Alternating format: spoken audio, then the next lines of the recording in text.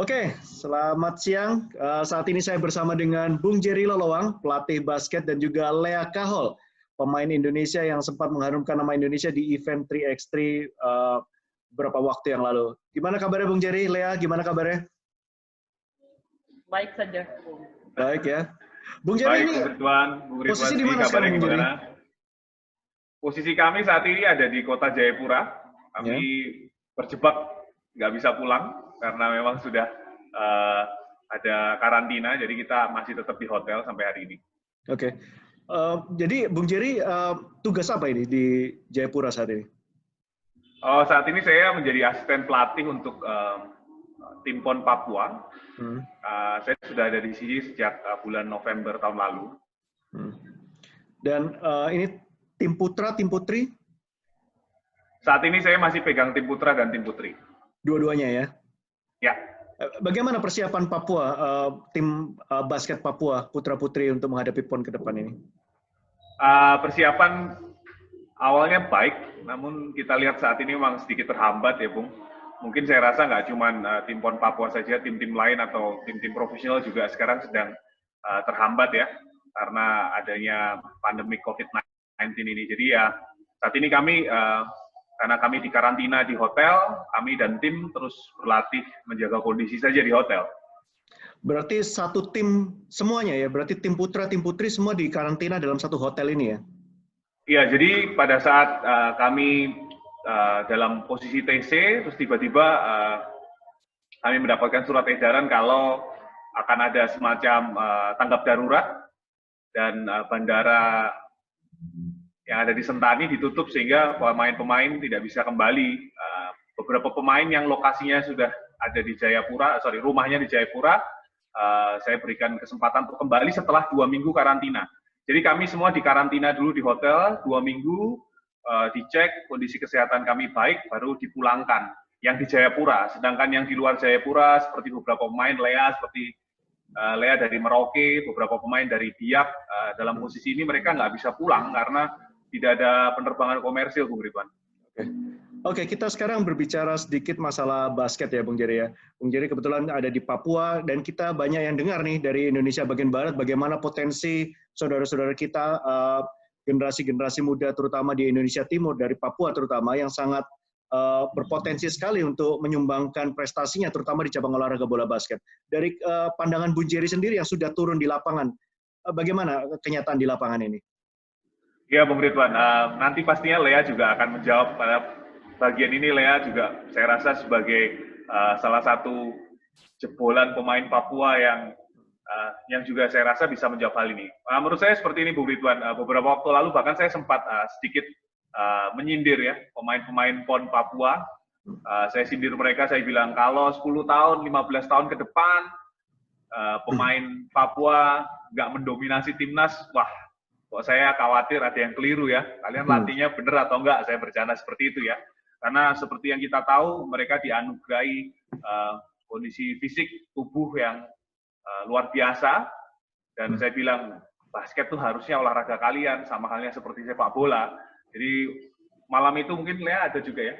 Saya sindir mereka cukup keras, saya bilang, wah kalau 10 tahun, 15 tahun lagi tidak nembus sampai di tim nasional, banyak di antara kalian saya rasa ada yang keliru dengan latihan kalian, saya bilang seperti itu. Kalau kita ngobrol sama Lea sebentar, Lea, dari pernyataan Bung Jerry tadi, sepertinya ada indikasi bahwa animo masyarakat di Papua saat ini dengan basket semakin meningkat ya. Benar begitu, Lea? Iya, sangat meningkat. Kira-kira apa ya, terutama Lea kan masih muda, dengan generasinya Lea ini, apa yang sebenarnya sangat menarik dari olahraga basket ini? Bisa jaga kebersamaannya, terus kekompakannya juga bisa dilatih. Terus kayak di basket ini kayak kita belajar bagaimana kehidupannya nanti ke depannya. Kayak udah masuk kerja. Lea, pada waktu Lea memulai olahraga basket ini, belajar bermain basket, bisa diceritakan sedikit bagaimana akhirnya bisa Lea kemudian ujung-ujungnya bisa direkrut untuk memperkuat timnas untuk 3x3? Iya, pertama saya dari Merauke, terus ada seorang pelatih namanya Bapak Luki yang bilang saya kalau kamu harus sekolah di Ragunan. Jadi saya dari kelas 1 SMA langsung diterbangkan ke SMA Ragunan. Terus latihan di situ sampai kelas 2, udah langsung kan di SMA kan ada ASEAN School Basketball. Jadi dari situ saya memulai karir saya sebagai pemain di ASG. Dari situ terus timnas diri saya udah langsung masuk timnas. Nah, sekarang Lea dengan sedemikian banyaknya pengalaman di masa yang muda ini, dari Ragunan kemudian timnas, dan kini kembali ke Jayapura. Kira-kira ada nggak pola pelatihan yang mulai sekarang bisa ditransfer ke rekan-rekan Lea di Jayapura untuk bisa istilahnya itu mungkin bukan cuma mengejar ketertinggalan, bahkan juga menyamai skill dengan anak-anak yang dari Indonesia Barat? Ada juga macam syutingnya kurang ini kan, jadi mesti perbaiki lagi. Biasanya kalau ini tangannya, biasanya memperbaiki tangannya. Oke. Mungkin saya tambahkan sedikit, Bung Ridwan. Apa yang disampaikan Lea benar sekali ya, Bung, bahwa apa yang dia bawa pulang ke Papua itu sangat bermanfaat untuk anak-anak di sini. Bukan cuma dari segi teknis, Bung Ridwan, tapi bagaimana Lea yang sudah mendapatkan banyak pengalaman berkompetisi di Jawa, di Jakarta, sehingga dia membawa pengalaman ini, gaya hidup dia sebagai pemain basket ini yang dia tunjukkan kepada pemain-pemain di sini. Cara hidup dia yang dia sudah dapat di Jawa, dibawa ke Papua ini menjadi satu hal yang positif untuk anak-anak di sini. Karena jadi mereka punya pandangan, bisa melihat bahwa, ternyata dari basket ini saya punya banyak peluang untuk melihat dunia luar lebih banyak lagi. Seperti itu, Bung. Bung Jerry sekarang ada di lapangan, ada di Papua. Sebenarnya apa yang bisa dilihat dari para atlet Papua ini? Apakah masalah speed, apa masalah fisik, apa yang bisa menjadi potensi ya yang luar biasa untuk Indonesia ke depannya? Iya, kita melihat memang teman-teman kita dari Papua ini kan berbeda ras. Saya tidak bermaksud rasis, tapi memang rasnya adalah Melanesia. Mereka dalam posisi yang berbeda dengan layaknya kita yang di Jawa ataupun di Sumatera, yang umumnya adalah kita ras Mongoloid, ras Melayu, begitu. Mereka dalam posisi memang dianugerahi tubuh yang berbeda, lebih kuat, lebih besar. Jika kita pergi ke Merauke, Lea dari Merauke, di sana banyak sekali pemain dengan postur tubuh yang sangat tinggi, dan dalam kondisi normal, bukan pemain yang dalam posisi tidak gigantis atau seperti apa, tapi mereka dalam posisi yang benar-benar normal. Mereka dianugerahi tubuh yang atletis, besar, cepat. Nah, itu menjadi satu hal yang menonjol dari mereka.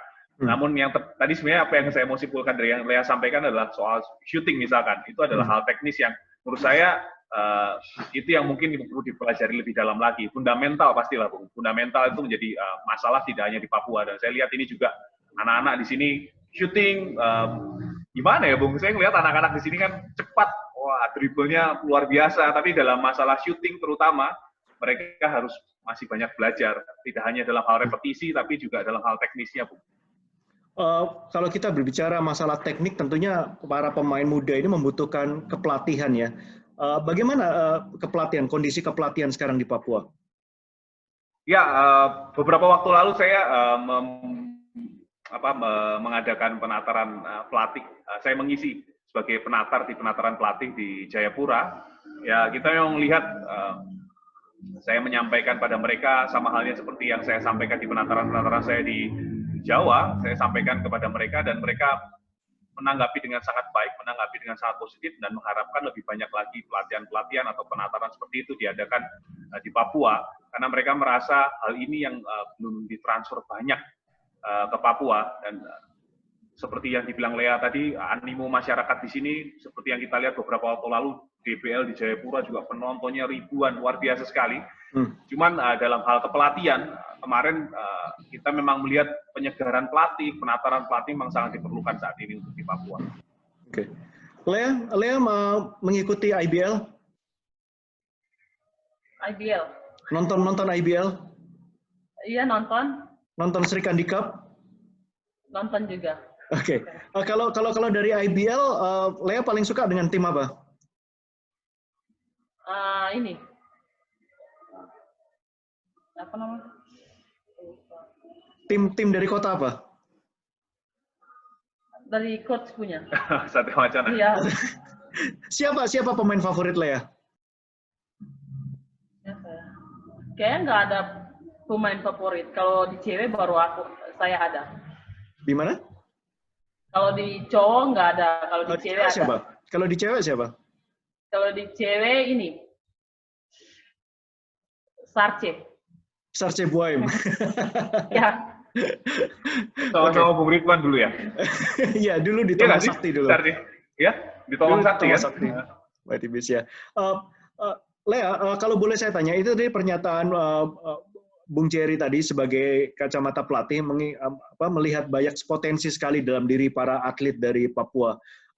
Bagaimana sih sebenarnya kehidupan sehari-hari dari generasi muda Papua ini, terutama yang digambarkan Bung Jerry, jadi sedemikian atletisnya, sedemikian memiliki potensi yang luar biasa untuk basket?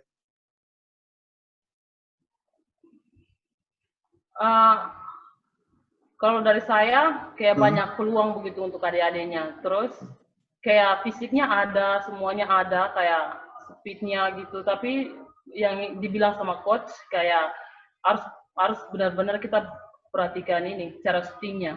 Kayak masih harus belajar kayak cara shootingnya itu aja. Kalau untuk yang lain, kayak bagus. Kalau untuk masalah fasilitas saat ini, terutama di Jayapura, apakah sudah mencukupi fasilitas basket? Ya, memang pada kenyataannya fasilitas memang masih kurang, Bung Ridwan. Okay. Bulan November saya datang ke Jayapura, kami sempat melakukan tur ke beberapa lapangan yang disediakan, namun kondisinya memang kurang baik. Jadi kami harus berpindah beberapa kali, bahkan lapangan yang kami gunakan sekarang pun waktu kami datang dalam kondisi yang kurang terawat, akhirnya kita harus bersihkan dulu, kita harus rapikan kembali, tambah ini dan itu untuk bisa kita latihan lebih baik lagi. Jadi memang saat ini kondisinya infrastruktur lapangan basket sebenarnya sudah ada beberapa ya, ada Gor Koni, ada di Gor yang di Abdi itu apa? Ada beberapa gor Bung yang digunakan bahkan untuk DBL kemarin. Cuman kondisinya mungkin karena juga dipakai bersama Bung Ridwan, dipakai bersama untuk cabang-cabang lain. Jadi perawatannya sedikit lebih sulit ya, dipakai untuk voli, dipakai untuk sepak takraw, futsal, itu yang menjadi masalah. Oke. Sekarang saya mau tanya mengenai Bung Jerry sendiri. Kira-kira enakan mana, antara ngelatih atau jadi komentator sebenarnya? Ini pertanyaan yang ditunggu-tunggu pasti. Ya, teman-teman telekomentator pasti mungkin sebagian tahu, beberapa musim lalu saya sempat ikut dengan Bung Ridwan menjadi komentator, walaupun cuma 1 musim. Pada saat itu saya bersyukur sekali kesempatan itu ada. Cuman ini pertanyaan yang sangat pas lah, kalau disuruh pilih antara jadi komentator atau menjadi pelatih, jelas saya akan memilih pelatih Bung Ridwan, karena itu sudah basic saya awalnya juga dari kepelatihan. Teman-teman yang di komentator saya tahu ini bukan pekerjaan yang mudah, karena kelihatannya enak aja gitu ya, duduk nonton pertandingan gitu, tapi masalahnya kesleo sedikit ngomong itu efeknya akan bukan cuman kita bukan cuman kita diomelin netizen, tapi saya rasa lebih ke arah kalau kita kesleo ngomong atau kita keliru memberikan informasi, maka kita bisa mengarahkan opini basket jadi keliru seperti itu. Kalau saya suruh milih ya pasti saya akan lebih memilih menjadi pelatih. Cuman saya bersyukur sekali kok waktu itu 1 tahun sebagai pelatih pengangguran pada saat itu. Saya nggak bisa tutupi, saya jujur saja memang pada saat season itu saya sedang tidak memegang tim. Jadi itu satu kesempatan yang saya ambil, saya coba saja nih, satu pengalaman luar biasa. Kapan lagi duduk paling dekat dengan lapangan, menyaksikan semua pertandingan IBL, bahkan kita ikut keliling Indonesia juga. Jadi saya rasa satu kesempatan, satu pengalaman yang luar biasa sekali. Tapi kalau saya suruh milih, Bung, saya lebih pilih jadi pelatih saja. Lea, apa sejauh ini dilatih oleh Bung Jerry? Kira-kira pola pelatihan Bung Jerry apa? Coach Jerry apa yang paling disukai, Lea? Paling disukai veteran. Pattern ya? Paling gampang. Iya.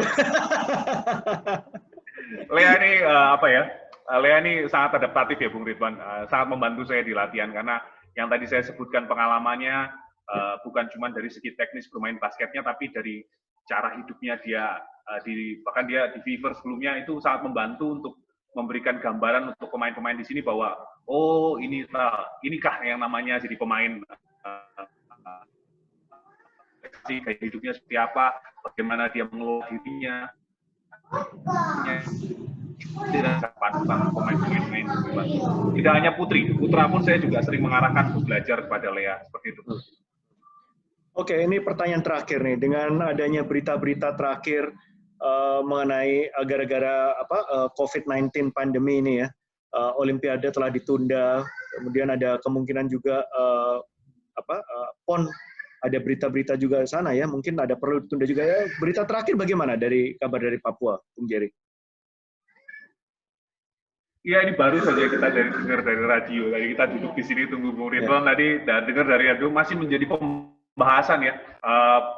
Selalu dihubungkan dengan Olimpiade ya, Bung, karena Olimpiade pun harus ditunda sedemikian lama. Dan kita tahu saat ini beberapa waktu lalu saya ketemu dengan salah satu pengurus dari PB PON, karena saya tahu pasti ini harusnya dijawab oleh PB PON sendiri. Dia menyampaikan bahwa keputusan akan diberikan pada saat nanti bulan Mei. Tapi kalau opini saya